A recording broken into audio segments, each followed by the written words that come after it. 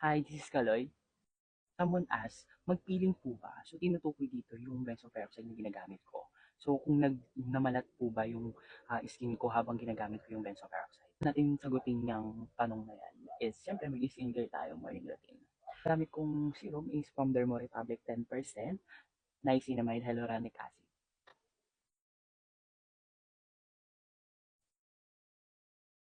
After natin mag-moisturizer, so gagamit tayo ng benzoyl peroxide.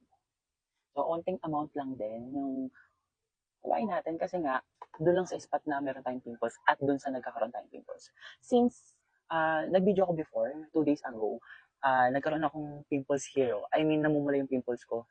Ngayon is nangingitim na siya. Diba? So, ganito kagaling yung benzoyl peroxide.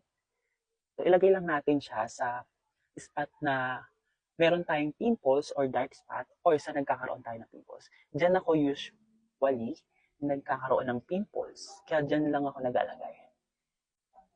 So, madali lang din siyang i-apply. Ganyan lang. Huwag natin masyadong alin. Lagay lang. 5% lang yung ginagamit kong benzoyl peroxide. Kung mga newbie kayo, 2.5% or siguro pwede na ng 5% kasi ginamit ko na agad yung 5% nung marami akong pimples.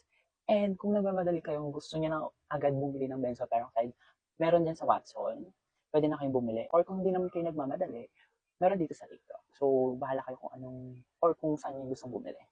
Pag gagamit tayo ng benzoyl peroxide, dapat kailangan natin ng moisturizer.